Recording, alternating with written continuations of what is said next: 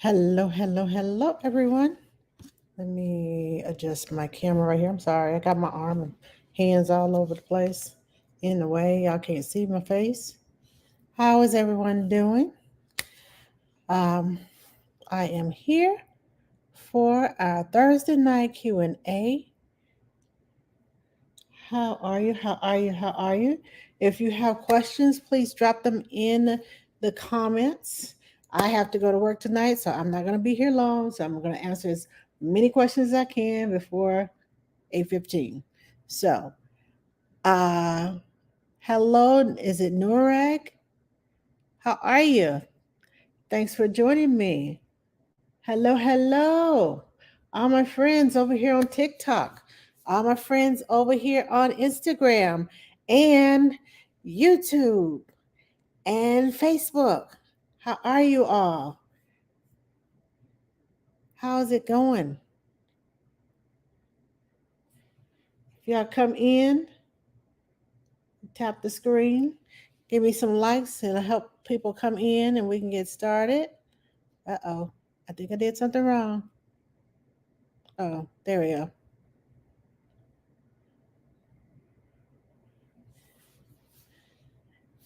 Hello, Laura. Laura Rose. Is it Lowen? How are you? Welcome.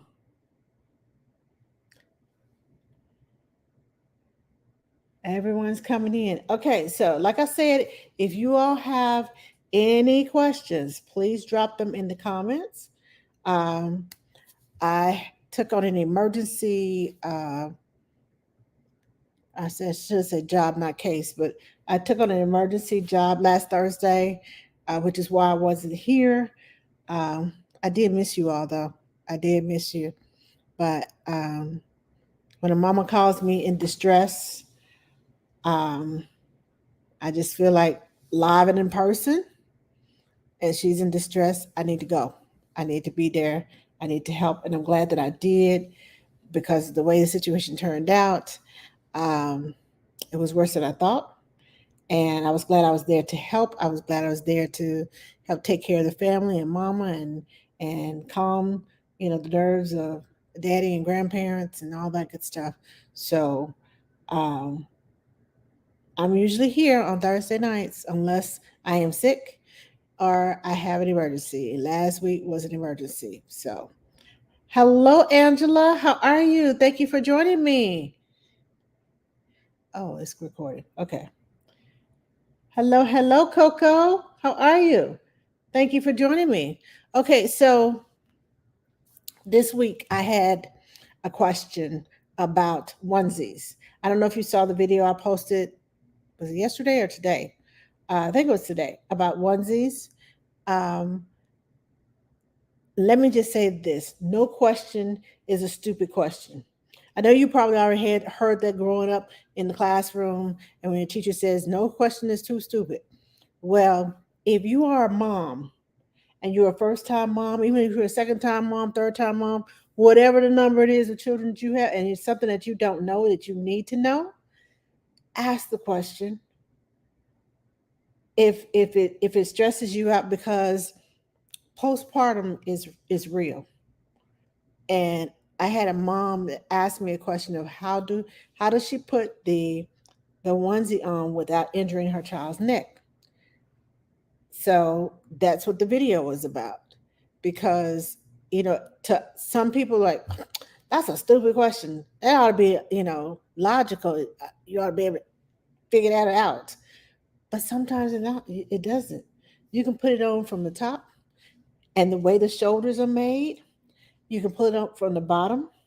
And especially if a child poops and it goes up their back, you don't want to take it and pull it up over their head and all poop. It's all in their head and in the back. The shoulders are made, the sleeves on the shoulders are made to pull over the shoulders, pull down so you can keep the poop contained from here down, and you don't have to give a whole full bath of washing the hair and all that other good stuff.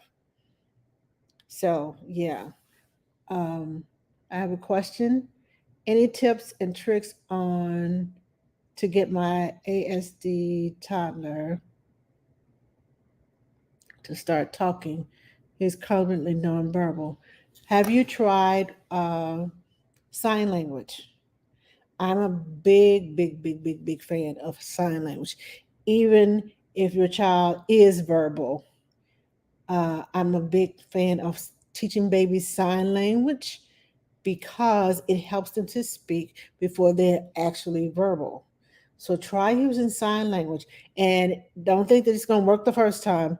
You have to speak and sign at the same time. If they want more, if they want to say please or thank you, and if they want whatever they want to eat or drink, say the words. I'm always talking. That's why I talk with my hands because I sign with my kids. Every baby that I've ever had, I've always signed with them, whether I'm going to be there for 6 weeks or I'm going to be there for 6 months. I've always signed with them so that they can have a language. And I've taught mom and dad so that they can have a language, a way of communicating before they actually can speak. Angela says, my nanny parents left today on a weekend vacay with the 11-week-old. She's 50-50 formula breast milk in her bottle. How do you most efficiently prepare? They are driving and staying in a resort. Okay, so I would take a cooler. They have a cooler bag that you can put a little a freezer a bag in. You know those little blocks that you can freeze and put them into the little cooling bags. I would do that. They also have portable bottle warmers that you can plug into the car to warm the bottle up. So prepare the bottles, keep them on ice on the in the cooler bag, or even if it's a small cooler. If you want to do that, you can keep that keep it that way, and you can warm up the breast milk. You can keep the breast milk frozen. You can warm up the breast milk and um, create the formula using room temperature water and pour them in there together, and it will warm quicker. I promise you. So, uh, also, they are going on a trip without infant in a month. How do you fly and go on vacay and pump and save, freeze, or should she just pump and dump for a week? The mom I'm currently working for, she travels a lot for work, and she has a Yeti bag. And everywhere she stops in the uh, she stopped at Airbnb instead of having a hotel. She rented the Airbnb so that she can freeze all of her milk.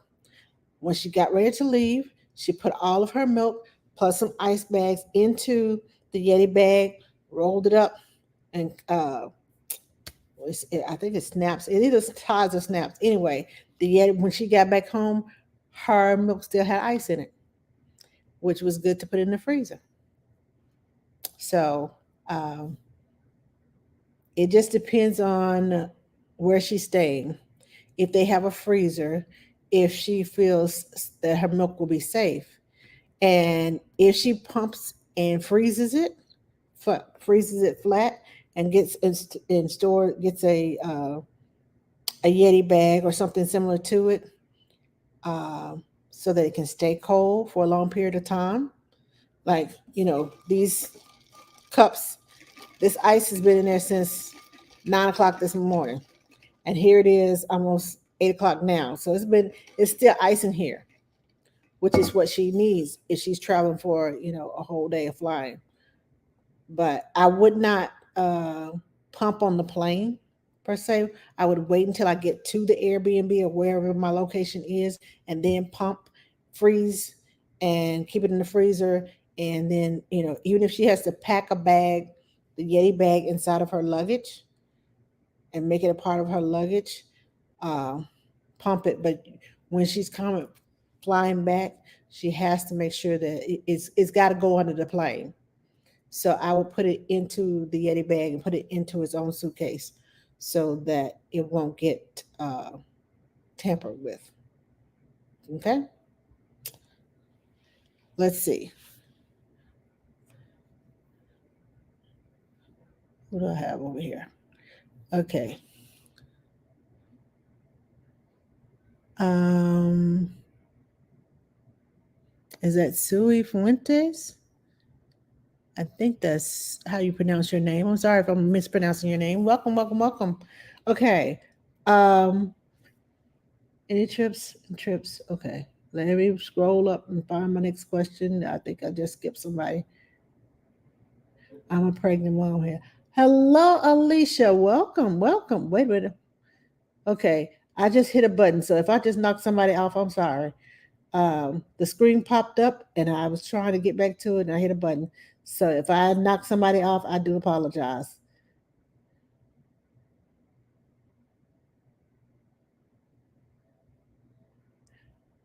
Okay, SJB just became top one viewer. Hello, thank you, thank you, thank you, SJB. For it's SJB 1093. Thank you for being my top viewer. Yay, and thank you for sending me roses. I really appreciate it. Thank you for following me. I am Errol. Thank you for following me, Alicia. Thank you, thank you. Hi, mate. Is it Macon Brito? How are you? Hello, Stephanie.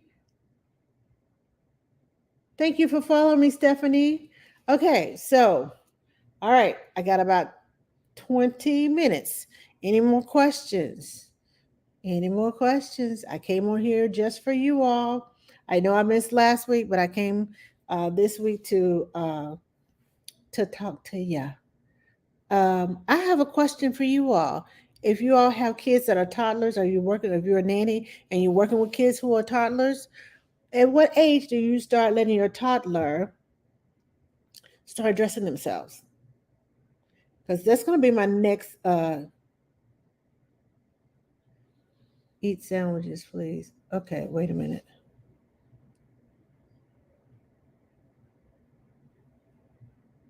Stephanie and Baby Yoda, what do you mean by eat sandwiches? Um, okay, I'm lost.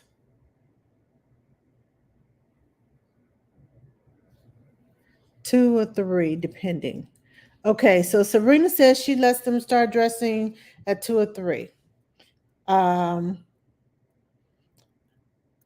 I have an 18-month-old, and I've been trying to make her independent for her whole life. Hello, Mandy. How are you? Hi, 3 girls and a legend. Welcome. Serena, I have a question for you. Since you said 2 or 3 years old, um, when my 18-month-old was, I guess, about 7 or 8 months old, she started. I would tell her, "Okay, put your arm in," and she slide her arm through the hole. Okay, put your arm in. She slide her arm through that hole, and then I tell her, "Okay, let's put your feet in," and she kick her feet. And I grab one of her feet and I said, "Okay, put this foot in," and she shoved her leg in, and then she shoved the other leg in. I'll say, "Okay, great job helping me get you dressed." Now, technically, that's not them dressing themselves, but it's a start on being independent and a start on, I know I have an armhole here and an armhole there, and my feet go in the pants. Well, now she's 18 months old and she takes the Velcro off of her shoes and takes her shoes off. And she's learned how, taught her how to stick her thumb in the sides of her socks and roll them backwards and pull her socks off. Well, today she shocked me. Uh, and her language has exploded. And she's like, sleep sack, sleep sack, sleep sack. Because her sleep sack hangs over the ledge of her crib when she's not in it. She grabs the sleep sack. She puts her foot through the armhole, and then she puts one foot through the leg hole, and she's holding the other part and walking around. And she says, sleep sack. And she's so proud of herself because she got herself dressed. Because we were getting dressed. I was finding her clothes, and she did that on her own. So that's why I'm asking, what age do you actually let them start getting dressed? Not necessarily getting dressed on their own. I guess I should have explained it. What age do you let them practice getting dressed? What age do you start letting them practice getting dressed? Because we've been practicing for a while. Uh, she knows how to take her pants down. When I took care of triplets, they don't want to wait for me. I'm sure they're gonna do it themselves. Triplets, twins and triplets, multiples have a brain. It's like they can just look at each other like, okay, let's do this, and it's done. So that's why I'm asking. And hey, Candy here. Hi, Candy. Good to see you. Um, So that's why I'm asking what age you allow them to start practicing getting dressed. Because for me, I like to start at that 7 to 8 months old, teaching them where everything goes. Your right hand, put your right hand in, put your left hand in, put your right foot in, because they're learning concepts. They're learning how to the hand-eye coordination. They're learning language. They learn how to understand directions. So it's a lot that's going on to it. If I think if she is capable, let her practice. Yes, I usually start around, I guess, like I said, 7, 8 months of talking to them and letting them put their hand. And I always tell them when I'm putting their shirt on, I'll say, okay, going over your head, and I'll put the shirt over their head. So they, and now, uh, most of the kids, when I say I'm going over your head, they kind of tilt their head forward, like, okay, here comes the shirt. And I found that the earlier I start letting them do those types of things, the earlier they start want to dress themselves. But you have to you have to be aware of their capabilities. You have to be aware of, oh, she's not doing it because she doesn't want to do it, or she's not doing it because she can't do it. So I try to allow time in the morning, before we go outside, for her to get dressed. Now she picks her own clothes, but the thing is, we have to hide this one certain pair of pants. She likes these polka dot, this is a fuchsia pink leggings with black polka dots, and it's one of these eclectic, one side, one leg has the big polka dots, the other side has little tiny polka dots, so it's kind of eclectic, and she loves those pants. And if we don't hide them, she will pick them to wear them every day. And I'm like, come on, listen, you got a whole drawer of whole all these other colorful clothes. She loves colors. So if it's one color, she doesn't pick that. If it has 3 or 4 different colors in it, or if it has a picture on the front of it, then she's drawn to it. So, um, being aware is key. Yes, being aware is key. I agree. Early is better. Three Girls in a Legend says she agrees that early is better, but you have to gauge your kiddo and do what you think is best for them. Yes, being aware is key. Also, coaching them, let them know they can do it. Yes, exactly. I find that if I leave her alone, if she's trying to do something and I try to tell her what to do, she's not receptive of it. She wants to do it her way. She's very independent, of course. Um, so I let her do it her way. And then when she says, help, help, please, help, please, help, please, that's when I go and say, okay, let's take this out and put it over here. And she'll look at me like, I just spent all this time getting my foot in this hole, and now you're gonna tell me I gotta take it out. So she gets upset, and I was like, okay, if you take your foot out and put this foot in here and put that foot in there, and then we can pull them up and we can walk and we go outside. It's like I have to explain to her and give her dialogue behind why she's doing what she's doing to get her to do it, which I don't mind because I've explained everything else the rest of her life, and I guess it's what she's come to expect. But it's the dialogue that she has to go through, and she has to settle it in her mind that, okay, I'm going to change this up so it can be easier for me. So if I give her the dialogue, she's willing to go and do what I tell her to do. But she's very independent. She's very, she just got a step stool. Well, she got it for Christmas, but now she's finally tall enough to use it at the sink. And she wants soap and she wants the bubbles. So she sits there and she rubs her hands together forever to get soap, to get the bubbles on her hands because she loves bubbles. And then she doesn't want to wash them off. So, like I said, she's very independent, but then she splashes water on her clothes. She doesn't want to be wet. So here we go with the cycle of here we go getting dressed again.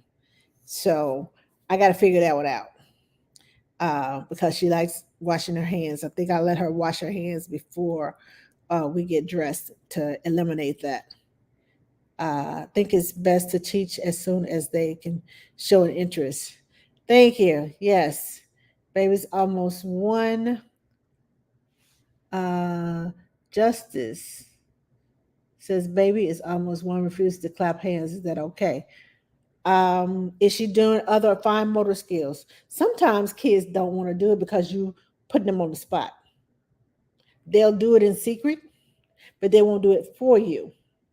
They'll be in their crib and you'll see them going like this, and you're like, now I just tried to ask her to clap her hands and she didn't want to do it. So sometimes your baby may not like being put on the spot of performance. I call it performance anxiety. She doesn't want to do it because you said do it. I'll do what I want to do it, but I don't want to do it because you said do it. Sometimes that's the case. I know with the little girl that I take care of now, that's how she is about some things.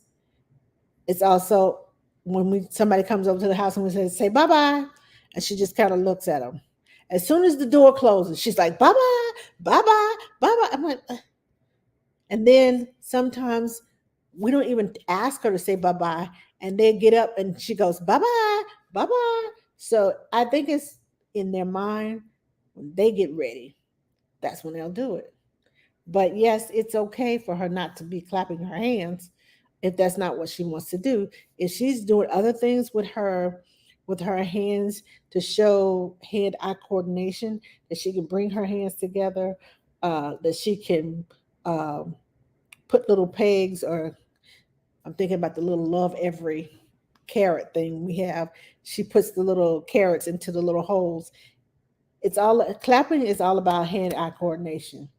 And if you clap your hands, keep being a model to her of you clapping your hands. When the music comes on, instead of you going like this, something you know she can't do, clap your hands. Something that you know. And I listen to music just for that reason, because to get them to dance, to move their bodies. I'll move from side to side, all the way to one side, then I'll go all the way to the other side, and then I'll stop to see what they'll do because I know they're watching. And then I'll move all the way to, I'll dance to the other side, then I'll dance back over to this side and to see what they'll do. And about the third or fourth day, I'll turn the music on, and the first thing they'll do is dance to one side, and then they'll dance back over to the other side. You can tell that they're trying to imitate what I was doing. So I always make sure that I set an example. So set an example for your child. Clap your hands. If you want her to clap her hands, um, don't try to make her clap her hands. Set an example for her and clap your hands, and keep clapping your hands to the music. Clap your hands when you're like, yay, you did it, yay, high five. Yeah, things like that. That will encourage her because you're excited and mama's doing it. Then, okay, it must be okay. And if you and her dad clap your hands, other people are clapping their hands, she'll eventually catch on and she'll start doing it. Now you'll be like, when did she start doing that? Yeah. So it comes, it's their cognitive. In some babies, I don't want to say stubborn, um, because that's not the right word. They are very conscious of what they're doing, and they'll do it when they want to. That's why when you see some babies who all of a sudden get up and start walking and you didn't know they could walk, that's because they've been practicing in their crib. I always let kids stay in their crib, and they're like, well, they're awake. Nope, nope, nope. Nap time is from 1 to 3. It's just 2:23. Just because they're up doesn't mean they won't fall back to sleep. And just because they're up doesn't mean they don't need that extra time to practice pulling up, cruising around the crib, practicing taking that first step. Because if they fall, more than likely they're going to fall on their bottoms, and it's in a safe place, in a soft place. So they feel comfortable because this is one of my safe places and I can practice here. I don't have to have an audience here in my crib. I can do it by myself because I choose to do it, not because they're trying to make me let go, and I'm scared because they're making me let go and trying to get me to walk to them. Nope. They practice in their cribs because that's a secure place. And I don't put them in there to play per se. During the daytime, that's why we have the playpen. That's why we have the gates in the rooms so that it keeps them contained. I don't put them in there as a place to play. I put them in there as a place to sleep. But if they wake up early, they get to play, quote unquote, play in the crib, independent play, talk to themselves. They practice their vocabulary, they practice their words, they practice so many different things, making different noises. You'll hear them go, ah, no, that didn't sound right. That's not the right pitch. Ah, no, no, no, no, that's not it either. That's not what I want to do. Ah, that sounds a little bit better. You don't know what's going on in their mind, but when they're making those noises, that's exactly what it's like. I'm trying it out and see which ones work for me. I'm sure you practice in the mirror when you have, something that you're doing. You're like, no, I don't like that. Even when I'm making videos, I'm like, do I look right in this? I'll hold the camera. I'll point the camera towards the mirror so I can see myself what I'm doing, and I'm like, I don't like what I'm seeing, and I'll change it. That's what your baby is pretty much doing when they are in the crib and nap time's not over with yet. That's what they're doing. Um, Hi, Al. How are you? I haven't seen you in so long. I miss you. Um, Elle says lots of good stuff happening in the crib. Yes, yes, yes. Angela Reed says, when do infants start reaching for toys? It's a milestone that was mentioned at the 2-month wellness appointment. It's the one milestone my nanny kid isn't doing yet. How do I encourage her to try? Okay, so let me grab something over here that's sitting on my. Okay, hang on. Ah, I'll grab this little spoon right here. Now, I like to use toys that make noise, and I like to, like their hands are here. I like to dip it down in their hands and keep dipping and touching their hands, and then I'll touch their fingers, and then I'll touch each one of their fingers, and then I'll touch and maybe rub it in the middle of their hand, and they'll tend to, go like this around it. And I'll pull their hand. If they have their hand around it, I kind of pull their hand up, and I'll start all over again. And I keep pulling their hand up. And as they touch it, and pull their hand up. And as I'm pulling their hand up, it's like, okay, I'm trying to teach you how to reach up for the toy instead of me bringing the toy down to you. It works 85% of the time, but it takes time, it takes patience, consistency, and practice. I like to use toys that have noise to them, where it's like a little crinkly paper that is in the little soft toys, or little jingle bells, uh, or if you have what are those little toys? They have like the little squeaker in it. Just little toys that they can reach for. Rattles.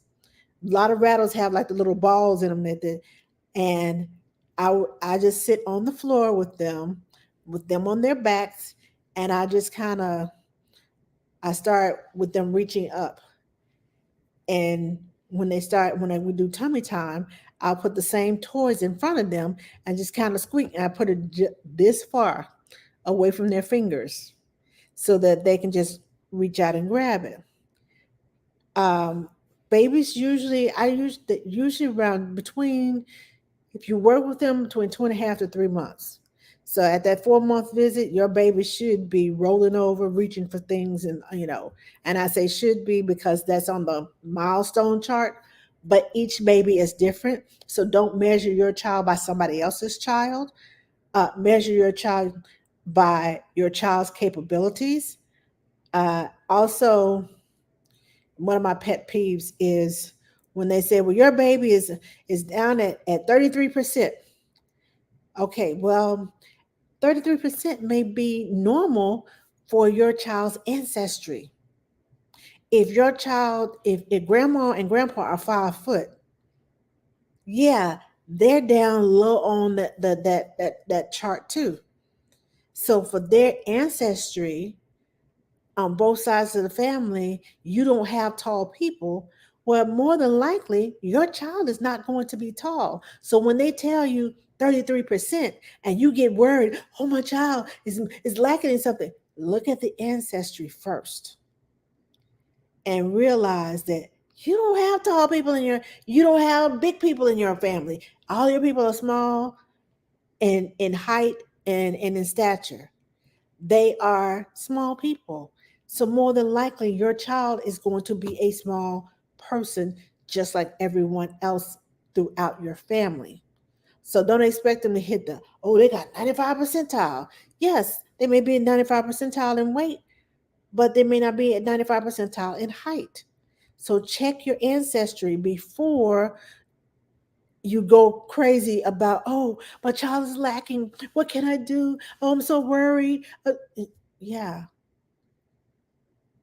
there are a lot of factors that go into that percentile chart. As long as your child is steadily climbing up that chart and not dipping down, as long as they're steady at a steady rise, that should be more of your concern than uh, they hit the 33 percentile. Oh my gosh. Because my children, and it may be that they are going to catch a growth spurt and just hit the roof. My child went from like barely 4'9" in the 6th grade to almost 5'8" by the time he made it to the 7th grade. I'm like, pants were this far above the ankles. I'm like, how did you grow that much over the summertime? They hit a growth spurt, and all of a sudden, everything is too short. Sleeves are all the way up here. And they were down here at the beginning of the school year. At the end of the school year, they always what I know that they didn't shrink in the washing machine that much. Your children grow, they hit growth spurts. So when they hit that growth spurt, stop worrying about the percentage and worry about your child as a whole, what they're capable of doing, and how much you are actually working, taking the time to work with them. If you're only doing tummy time once a day, that's what they're gonna get once a day. I, as a nanny, I have my child on the schedule. In between that 90 minutes up, 90 minutes down, in that first 3 months, I have them on a 90-minute, 90 schedule. Each time we get up from the nap, we're gonna do tummy time. Now it may not be the same amount of time every time, but we're gonna do tummy time. We're gonna work on something.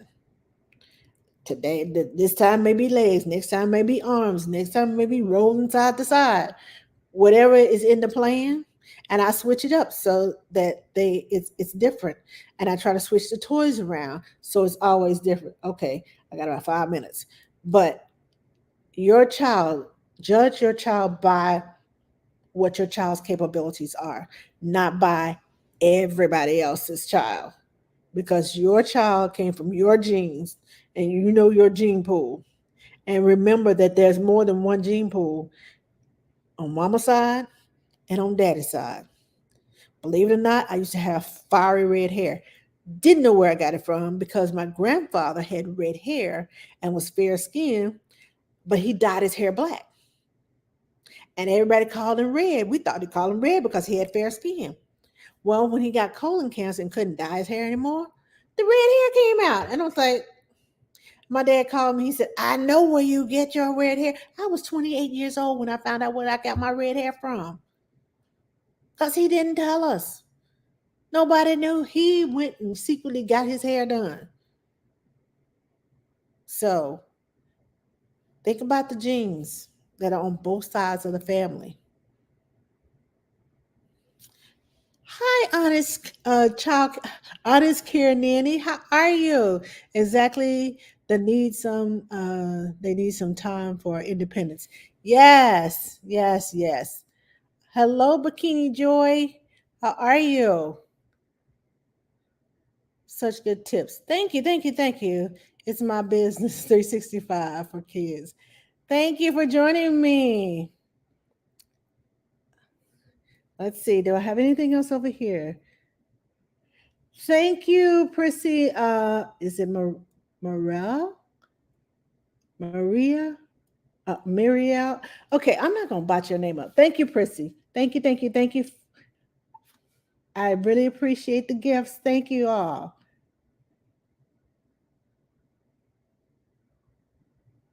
I honestly, yes, talk to your children like they are adults. I talk. It's called forecasting. I talk to them all the time. Okay, we're getting ready to go do this. We're getting ready to do all that because it forewarns them of what's getting ready to happen. And if somebody switches things up on you, and you're like, wait a minute, wait a minute, what the? Nobody told me this was getting ready to happen, and you get upset. I mean, it's not anything wrong with what's getting ready to happen, but it's give me a heads up. I talk to my kids all the time and let them know, okay, we're going to do this, and this is why we have to do that. That's why my 18-month-old needs dialogue because I've been dialoguing with her whole life. She needs a reason why this is going to change. Most kids need a reason as why this is going to change, or give them fair warning. Okay, you have 5 more minutes, and then we're going to transition to something else. If you give them that fair warning, even though you know they can't tell time and you only got 2 minutes, they don't know. And when they get ready to when they start telling time, then you have to switch up. But I said, okay, we got 5 more minutes, knowing that we only have two. And somewhere around 30, 40 seconds, I said, okay, we got 3 more minutes. And then somewhere around 2 minutes, I'm like, okay, 1 more minute, it's time to go. We're going to count down to 30 seconds. And by that time, she's got in her head, it's ready to go. It's time to go. And if she resists, I'm like, okay, let's go to the stroller and get some water. She will go to the stroller, crawl up in the stroller, and as she's drinking her water, I'm buckling her in, say bye bye to your friends. By then, she's distracted. And I already got her buckled in, and we're ready to go, and there's no fight. So you have to have a strategy with your children and give them the dialogue and let them know what's going on. Talk to them, talk to them, talk to them. That is so important to their language skills, how they put sentences together. They probably will start talking early.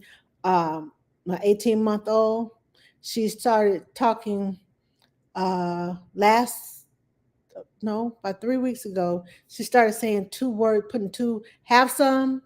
Um, and now she's like, Mommy working? Mommy working? Yes, mommy's working. Baba? Yeah, Baba is her dog, Bella. Baba? I said, Baba is working with daddy. Baba working? Baba working? And she's starting to get inflections in her voice.